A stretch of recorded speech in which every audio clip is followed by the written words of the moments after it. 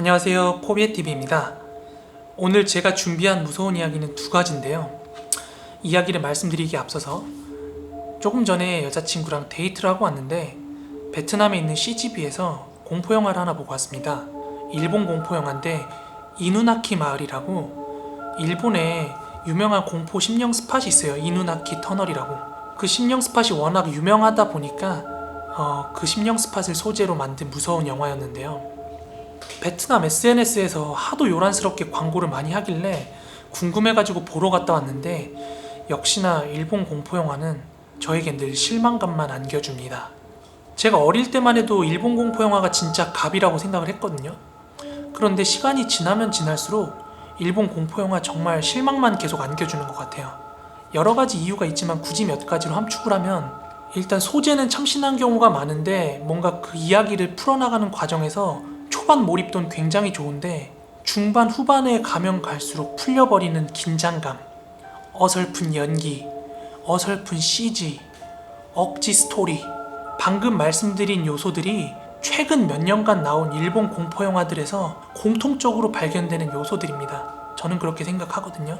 반면에 우리나라에서 성공한 공포영화들 보면은 뭐 곡성이라든지 곤지암이라든지 사바하라든지 나름대로 어느 정도의 성공을 거뒀다고 생각되는 공포영화들은 처음부터 끝까지 그 영화 초반의 긴장감을 잘 유지해가는 것 같아요. 스토리도 개연성이 있고 연기는 물론이고.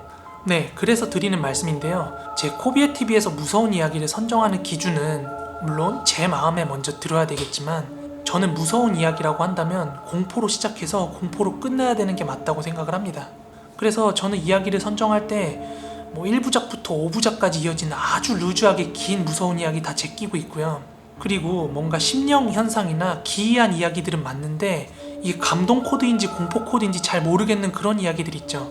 저는 그런 거 다 제끼고 봅니다. 무서운 이야기는 공포로 시작해서 공포로 끝나야 됩니다. 그래서 오늘 준비한 무서운 이야기는 우리나라에서도 정말 레전드로 손꼽히는 한 괴담을 가져왔는데요. 이 이야기가 진짜 무서운 점은 일반적으로 누군가한테 무서운 이야기를 듣는다든지 인터넷에 실화라고 써져 있는 글을 보면은 무섭긴 한데 그게 진짜라고 믿고 안 믿고는 우리 마음 안에 달려있는 거잖아요. 그런데 지금 드리는 무서운 이야기는 어느 정도 검증이 된 무서운 이야기입니다. 바로 응암동 괴담입니다. 그럼 이야기 바로 시작할게요. 때는 2002년 10월입니다. 은평구에 있는 응암동이라고 있어요. 거기 한 건물이 있었는데 그 건물 지하에는 약 12평 남짓한 세 방이 있었다고 합니다. 그런데 그 지하로 이어지는 계단 옆에는 작은 1평 정도 남짓한 창고가 있었는데요. 건물주는 그 공간을 화장실로 개조를 하고 다시 새를 놓고 싶어서 공사에 착수를 하게 됩니다. 그런데 이제 그곳에 새롭게 화장실이 들어오려고 하면은 수도도 깔리고 전기도 들어와야 되잖아요. 그래서 인부들이 드릴이나 공사 장비를 가져와서 그곳에 있는 콘크리트들을 파내기 시작합니다. 그런데 말이죠. 그 콘크리트가 일반적으로 공사할 때 발라지는 콘크리트도 두꺼운데 이게 너무 비정상적으로 콘크리트가 많이 두꺼웠다고 합니다. 그래서 인부들이 한참을 그 콘크리트를 파내려 가고 있는 와중에 이상한 냄새가 확 올라오더래요. 이게 뭐지 싶어서 인부들이 끝끝내 그 콘크리트를 파냈는데요. 그 콘크리트 아래에서는 미라화된 여성의 시신이 발견됐다고 합니다. 그런데 진짜 무서운 이야기는 지금부터인데요. 이 여성의 시신이 발견되기 이전 약 10여 년의 기간 동안 세입자들이 잇따라 자살을 한다든지 의문의 죽음을 당한다든지 아니면 교통사고, 건강했던 사람들이 갑자기 건강이 악화된다는 등 그런 의문의 사건 사고들이 연달아 발생하게 됩니다. 그런데 앞서서 이제 새빵이라고 설명을 드렸는데 이전에는 거기가 작은 공장으로 운영이 되었었다고 합니다.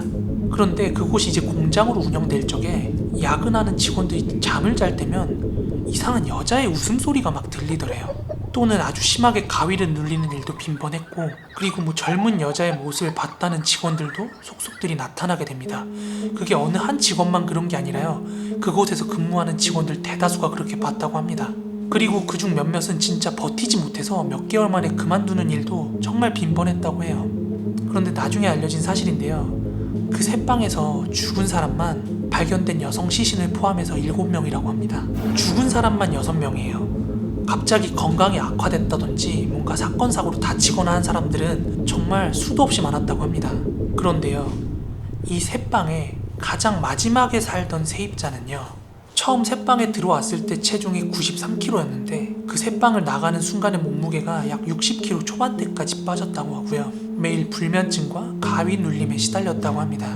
그리고 밤마다 어떤 여성이 자꾸 자신의 목을 조르더랍니다. 그리고 거울을 볼 때면 거울 뒤쪽에서 머리를 풀어헤친 여자를 막 목격하곤 했대요. 실제로요. 그래서 이 남성분께서 도저히 견디다 못해서 실제로 무당을 불러서 구슬하게 됩니다. 그런데요, 구슬하던 무당이 빙의가 됐는데요, 그 무당이 한 말이 진짜 소름이 돋습니다. 내가 이 건물에 있는 사람들 모두 다 저주할 거야.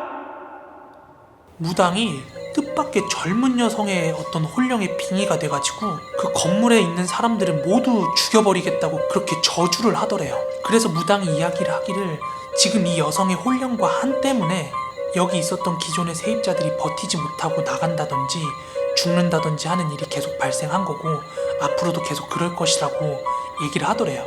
그렇게 마지막 세입자가 나간 뒤에 여러 가지 이제 소문이 돌고 하니까 건물주가 그곳을 새롭게 개조를 해가지고 임대를 하려고 공사를 하던 와중에 시신이 발견된 것입니다. 근데 이 응암동 괴담에 대한 다른 어떤 이야기에서는 마지막 세입자가 구슬하고 나서 머리를 두고 자는 방향 쪽에서 매일같이 그렇게 가위를 눌리고 무서운 현상을 경험했기 때문에 큰맘 먹고 일용직 근로자를 고용을 해서 그곳을 파냈더니 시신이 나왔다, 이렇게 이야기가 되어 있는데, 팩트는 건물주가 보수 공사를 하던 중에 시신이 발견된 것이고요. 시신이 나온다고 그대로 끝일까요? 경찰들이 이제 조사를 한 겁니다. 이후 이제 경찰 조사 끝에 실제로 그 범인이 잡혔다고 합니다. 이제 금전관계 때문에 말다툼을 하던 도중에 범인이 그 피해 여성을 이제 쇠파이프로 머리를 가격했는데 이게 잘못 맞아서 그 여성이 죽게 된 거고요. 그리고 그 여성을 그 콘크리트로 안매장을 한 겁니다. 그렇기 때문에 경찰들이 그 새방에 새들었던 사람들이 이렇게 역추적해 나가는 과정에서 실제로 사람들이 그렇게 죽어나갔다는 게 또 밝혀지게 되고요. 실제로 집계된 사망자는 피해 여성을 포함해서 총 7명입니다.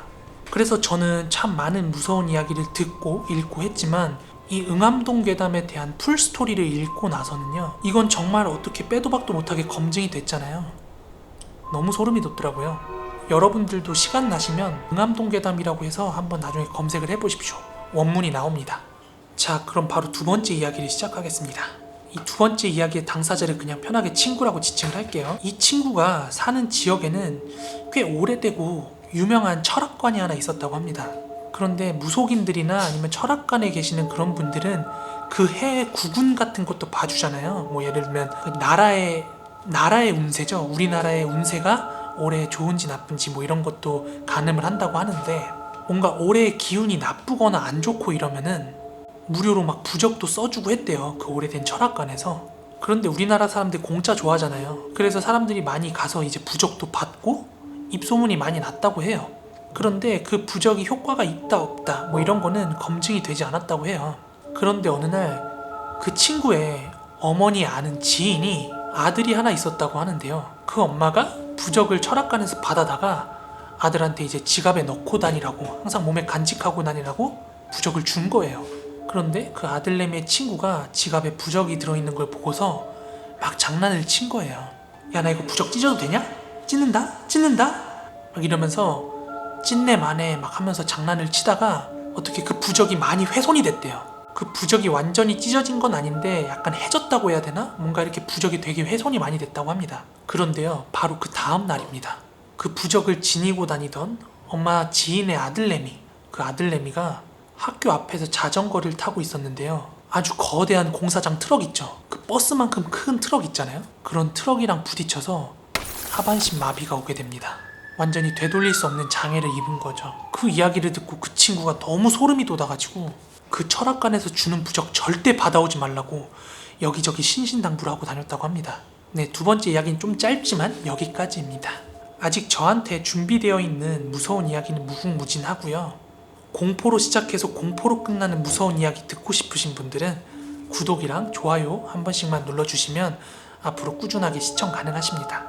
자, 그럼 오늘도 좋은 밤 되시고 즐거운 주말 보내시기 바랍니다. 감사합니다.